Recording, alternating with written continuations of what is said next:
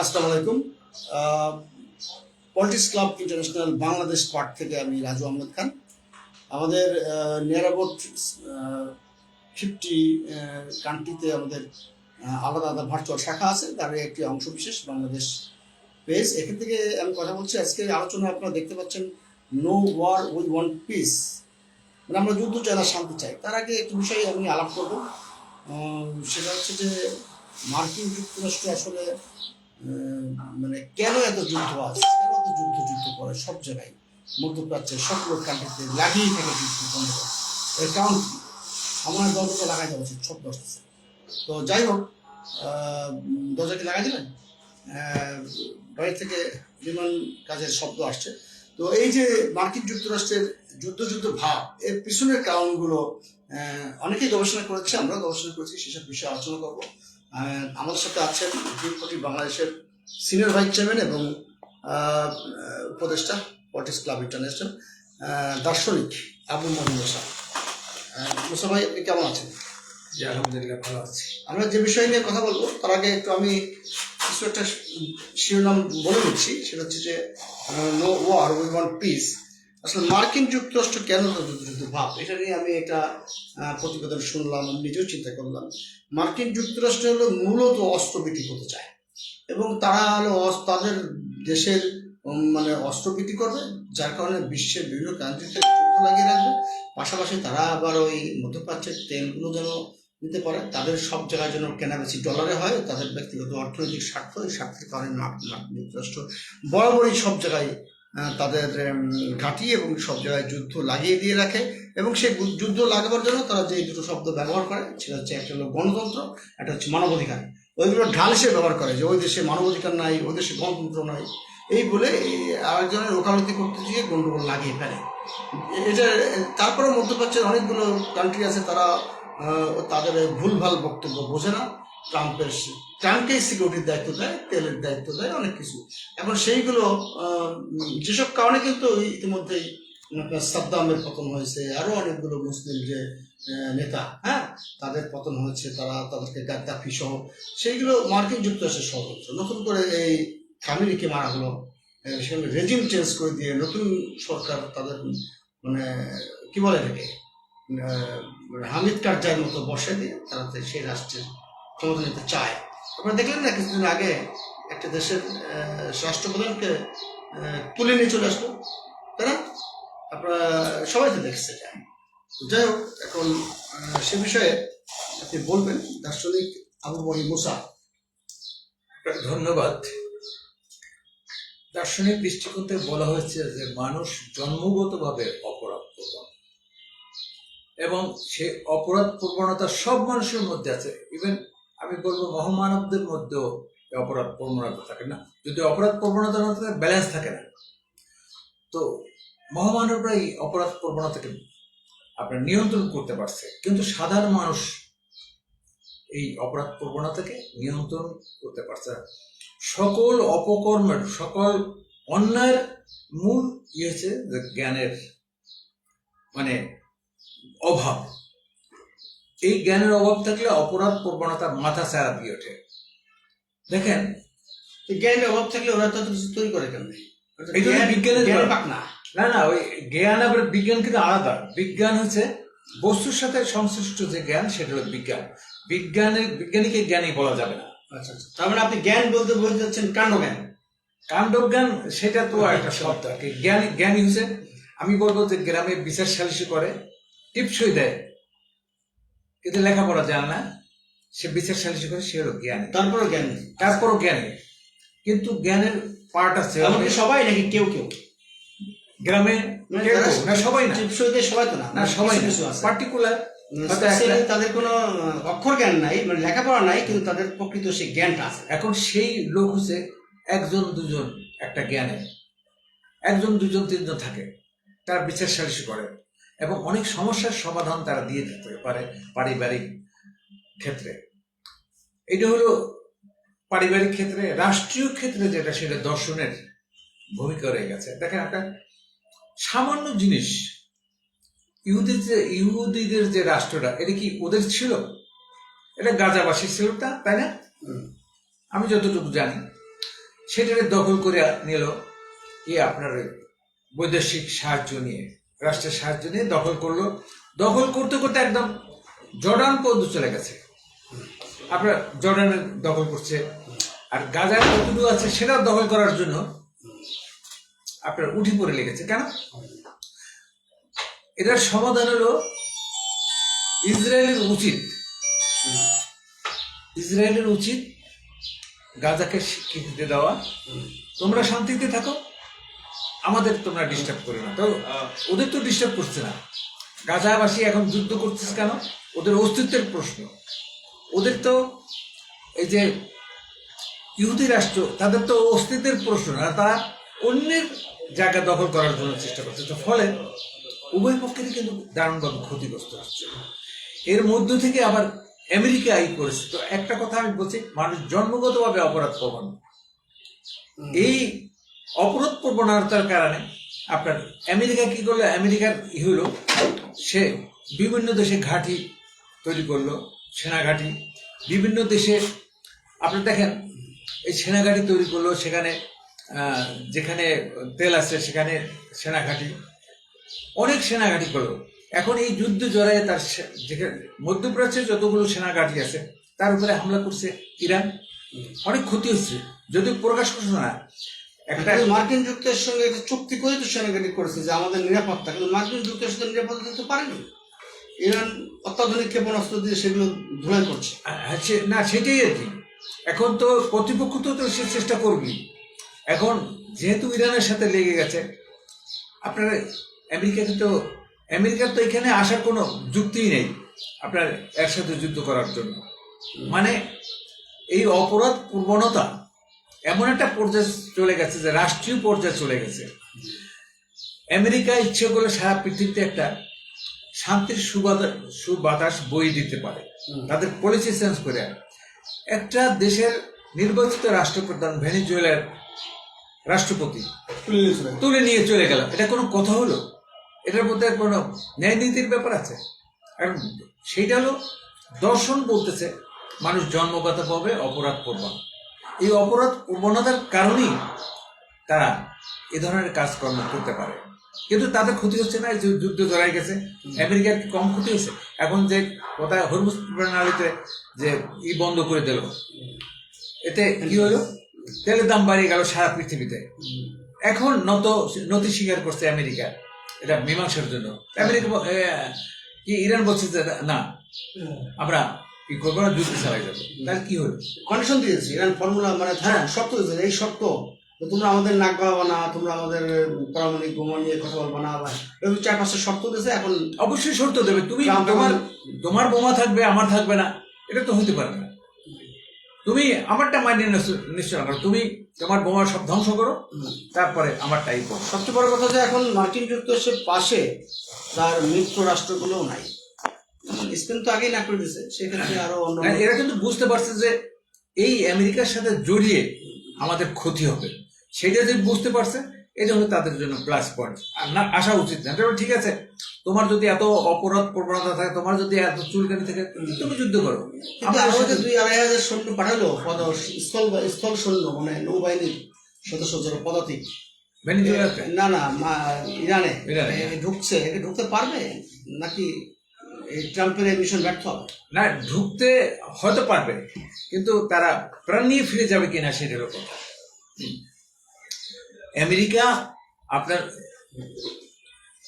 Iran কিন্তু আমেরিকার সাথে টক্কর দেওয়ার মতো আপনার বসুক, এখন বলেন বলছে তো ক্যামেরা দেবানের ঘুরায় বলেন। টক্কর দেওয়ার মতো আমেরিকার সাথে টক্কর দেওয়ার মতো ইরানের ক্ষমতা আছে, সে যুদ্ধ অর্জন করছে, টক্কর দিতে পারবে। হ্যাঁ, এখানে চায়না কিছু হেল্প করছে।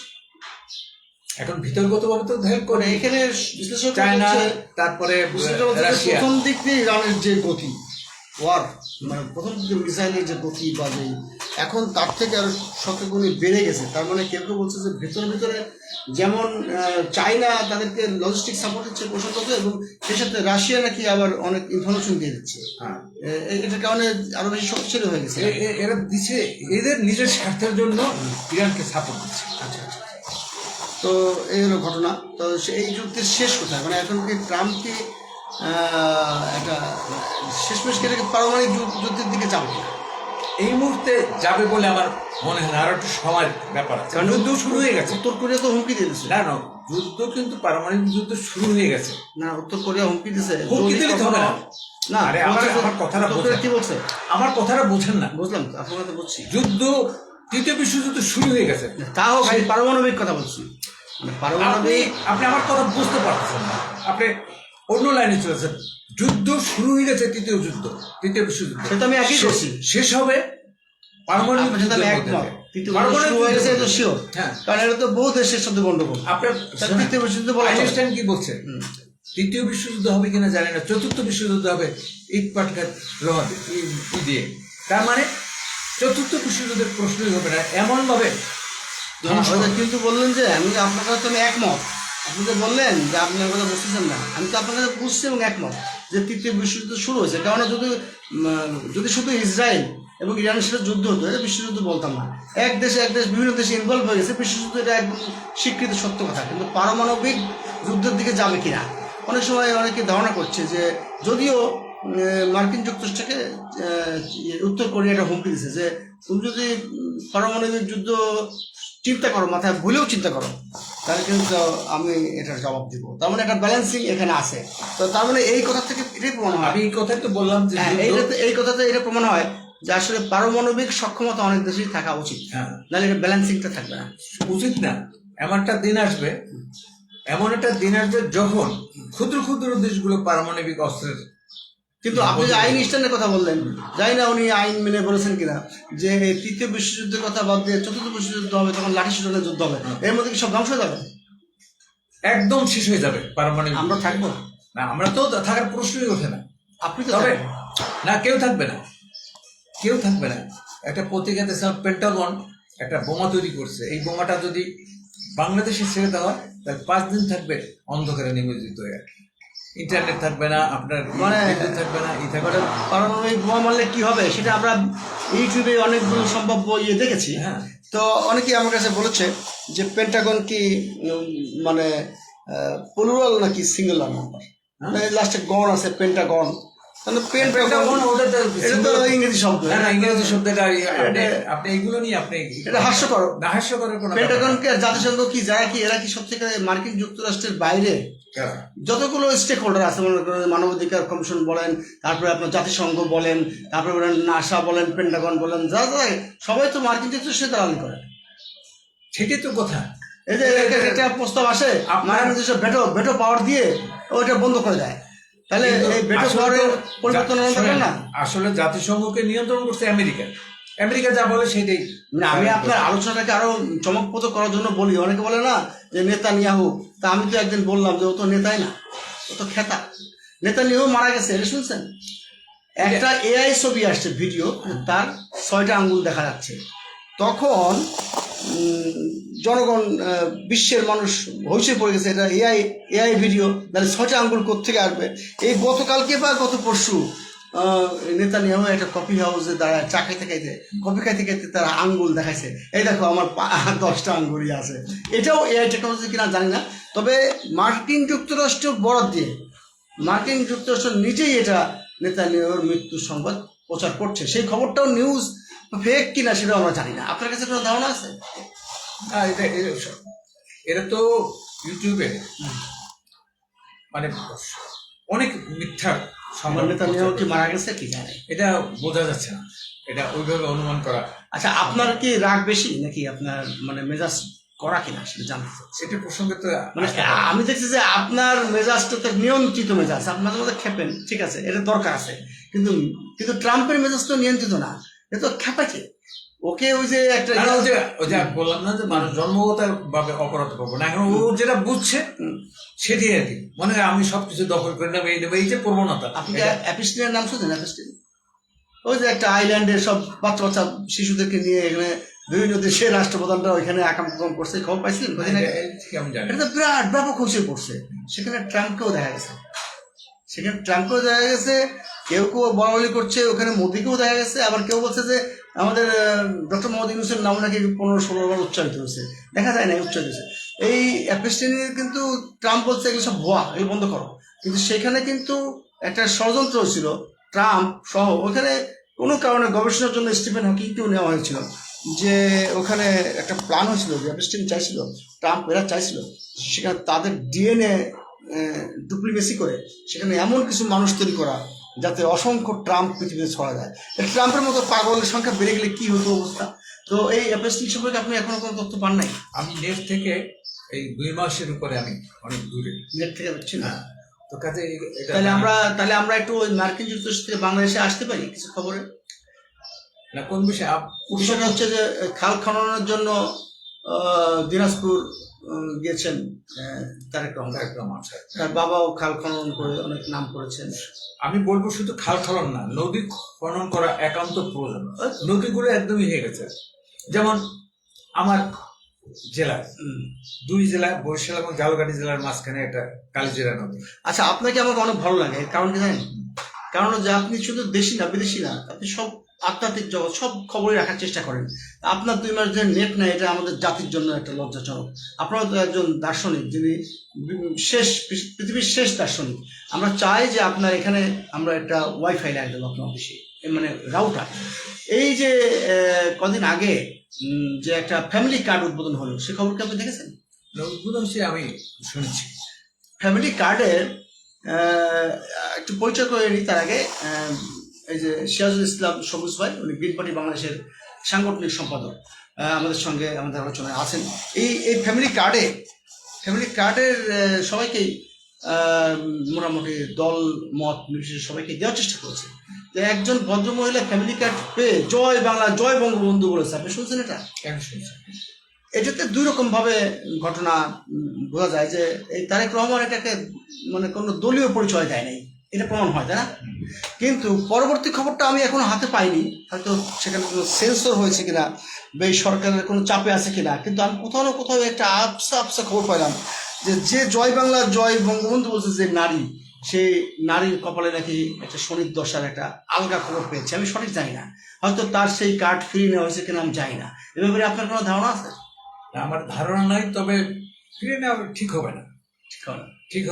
আমি সেও না নিয়েছে কিনা। যদি ফিরিয়ে না নেয়, এটা তার বদান্যতা, যে মুক্ত হিসেবে সে বলতে পারে। তারেক রহমান সাহেবকে তো অনেকে গালিগালাজও করতে পারে। এই জন্য তো জিয়াউর রহমান সাহেব যখন ইউনিভার্সিটিতে যায়, তখন তাকে অনেকে করছে, অপমান অবস্থিত করা হচ্ছে, সে একদম এটা পাত্তাই দেয় না। আচ্ছা, এখন সেই আদর্শ যদি তারেক রহমান সাহেবের ভিতরে থাকে, তাহলে সে হতে পারে। কিন্তু আমি আশঙ্কা করতেছি যে তার চারিদিকে যে লেসপেন্সার গুলো, এরা তাকে কি বুদ্ধি দেয়। সে তো আমি ভালো ভালো কাজ করছে, তো হ্যাঁ ভালো ভালো কাজ করছে। একটা কাজ তো যে হলো, কিন্তু একটা জিনিস আপত্তি করেছে নেটিজেনরা, বিশেষ করে মানবাধিকার কর্মীরা আপত্তি করেছে যে কোন এক মন্ত্রী যাবেন গুলিস্তান, শুনে ওখানে ফুটপাতের হকারদেরকে খুব যাচ্ছে তাই ভাবে উচ্ছেদ করেছে, মানে যেটা ঈদের সামনে একদম দুঃখজনক। কালকে একজন রিক্সা চালককে উত্তরায় পিটিয়ে মেরে ফেলা হয়েছে। এসব বিষয়ে আপনি কি খবরের কাগজ পড়ছেন প্রতিদিন? আমি প্র্যাকটিক্যালি কোনো মিডিয়া বা কোনো ইস্যুর সাথে আমি এই মুহূর্তে সব। আচ্ছা, আমরা আপনার অফিসে, আপনার যেখানে আপনি গবেষণা করেন, সেই অফিসে দারুস সালামের এখানে বারোতলায়, এখানে আমরা আমাদের পলিটিক্স ক্লাবের পক্ষ থেকে এবং ছায়া সরকার বাংলাদেশের পক্ষ থেকে আপনাকে আমরা একটা মান্থলি দৈনিক পত্রিকার অপশন দিতে চাই। আপনি কি খুশি? না, খুশি মানে এখানে খুব বেশি দিন থাকবো না।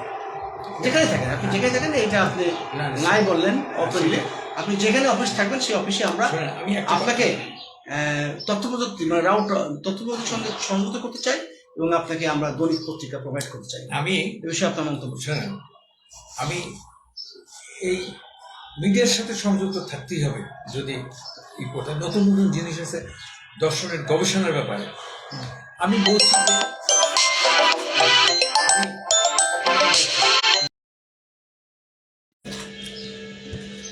তথ্য তথ্য প্রযুক্তির সঙ্গে তো আপনাকে থাকতেই হবে, কারণ আপনার যে দর্শন তত্ত্ব সেগুলো বিশ্বের মানুষের স্বার্থে, বাংলাদেশের মানুষের স্বার্থে আমরা ব্যবহার করতে চাই। আমি আমার 4টে বইয়ের মধ্যে এমন কোনো সমস্যার বিষয় নেই যে আমার বইয়ের মধ্যে পাওয়া যাবে। জি।